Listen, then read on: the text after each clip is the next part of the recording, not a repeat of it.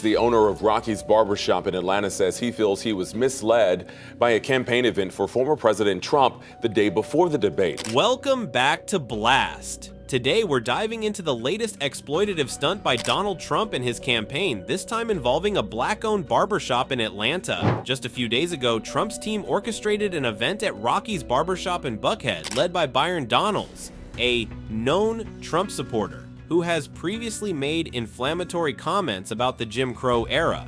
The event was a thinly veiled attempt to garner support from the black community under false pretenses. Rocky Jones, the owner of the barbershop, has now come forward with his side of the story.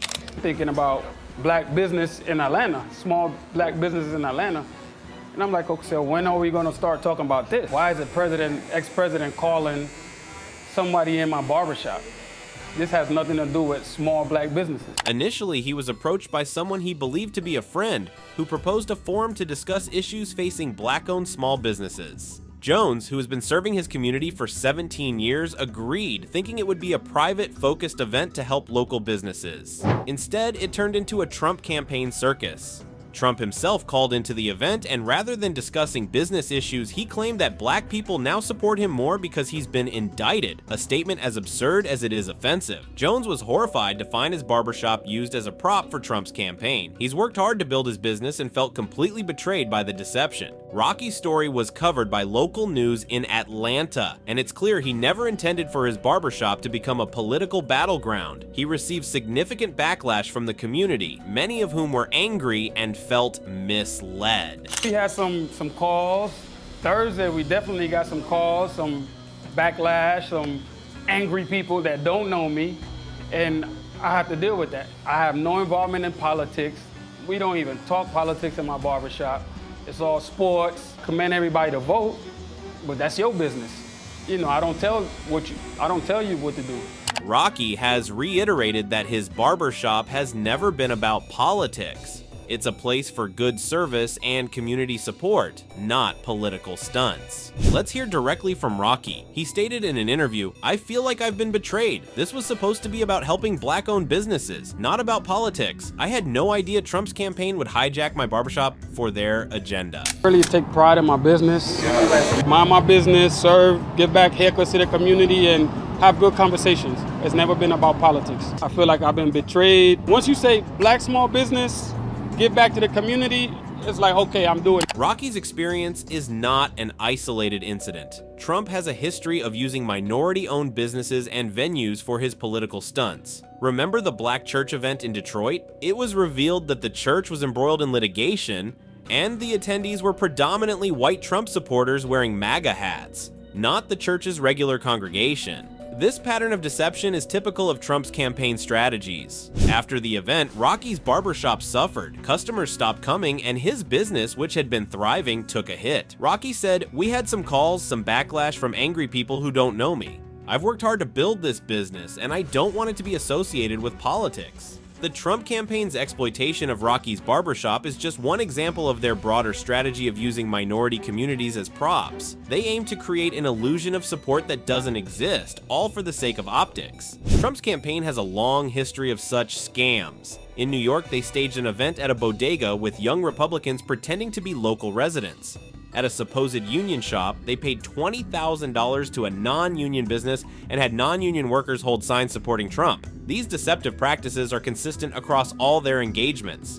Following the barbershop incident, Rocky has been warning other business owners to be wary of political events masquerading as community forums. He stated, "Just be aware that it is election season and the timing seems a little suspect. You need to be aware of these calls." Despite multiple attempts to get a response from the Trump campaign regarding these claims, they have remained silent. This silence speaks volumes about their tactics and their disregard for the communities they exploit. In another instance, Trump visited a Chick-fil-A and staged a photo op with a known Republican operative, Michaela Montgomery, who hugged him for the cameras. This orchestrated event was used to falsely suggest widespread black support for Trump. Montgomery has been involved in similar stunts before, including at a Detroit church event that featured banners reading "White Boy Summer," a clear attempt to provoke and mislead. When Trump visited the Bronx, he shared the stage with Sleepy Hollow and Chef G, two individuals indicted on serious criminal charges, including murder. This is who Trump associates with in his so-called outreach to black voters, individuals with criminal backgrounds trying to portray a false narrative of support. Moreover, Trump's deceit extends to his supposed endorsements from black business owners. In Wisconsin, he highlighted a woman who claimed her business thrived under Trump but struggled under Biden. In reality, she started her business in 2023, well into Biden's presidency, and her claims were entirely fabricated. While Trump continues these stunts, President Biden has been showing genuine support for workers and communities. After the debate, Biden visited a Waffle House, interacting with patrons and showing real, down-to-earth engagement. This stark contrast highlights the difference between Trump's performative antics and Biden's genuine outreach. Biden has been on the picket lines with union workers demonstrating his commitment to the working class. Meanwhile, Trump has been staging events with paid actors and fake supporters. This difference is crucial as we head into the election season. The American people deserve better than Trump's scams and deceit. They deserve a president who respects them and works for their benefit, not one who exploits their communities for political gain. Let's not forget Trump's outrageous claims during the debate, like saying black people support him more because he's been indicted. This is not just a lie, but a gross misrepresentation of the black community's values and concerns. Trump's tactics are clear: use minority communities as props, create false narratives, and avoid any genuine engagement. It's a disservice to the very people he claims to support. The American public is smarter than this.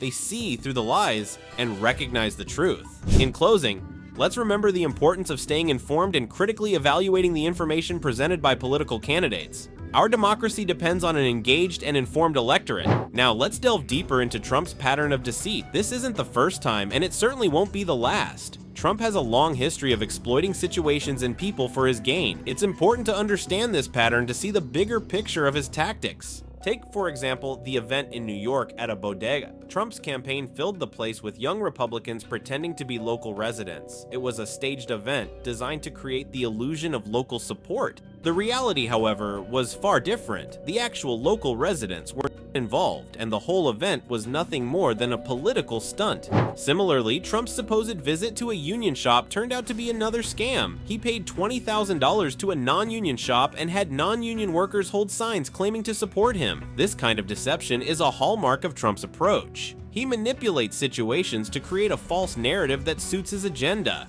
Even more egregious was Trump's use of a black church in Detroit for one of his events. The church was embroiled in litigation, and the attendees were mostly white Trump supporters, not the church's regular congregation. Trump's team rented out the church and staged the event to give the impression of genuine community support. This pattern of exploiting minority communities for political gain is not just deceptive, it's deeply unethical. Following the barbershop incident, Rocky has been vocal about the need for other business owners to be cautious. He's using his experience as a warning to others about the potential for political exploitation, especially as election season heats up. Rocky's message is clear. You need to be aware of these calls. Even though I trusted that person, I didn't really do the research I should have done, but now I'm letting everybody else know that you need to be aware. The Trump campaign's silence in response to these allegations is telling. It underscores their disregard for the truth and their willingness to exploit anyone for political gain. This silence is a tacit admission of guilt, and it highlights the unethical nature of their tactics.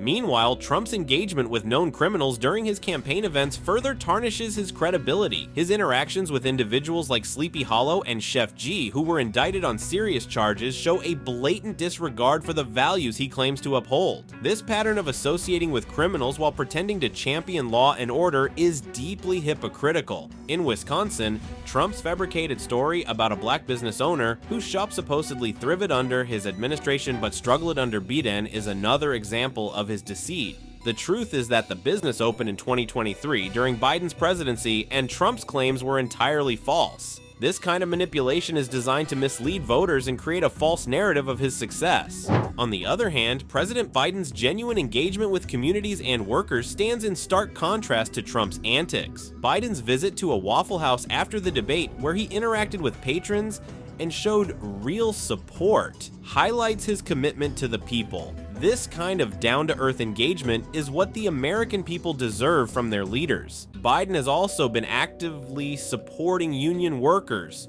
joining them on picket lines and demonstrating his commitment to the working class. This genuine support contrasts sharply with Trump's staged events and fake supporters. The difference is clear. Biden is genuinely invested in the well-being of the American people, while Trump is only interested in his image.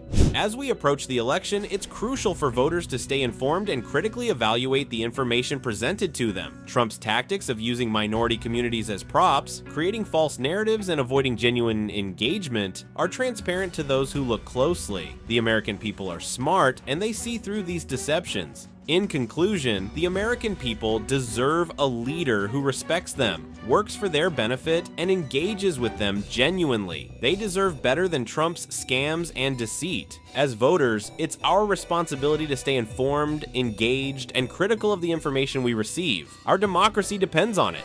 Thank you for tuning in to Blast. Make sure to subscribe for more in-depth analysis and coverage of the political landscape. Together, we can build a more informed and engaged community. Stay informed, stay engaged, and let's work towards a better future for all.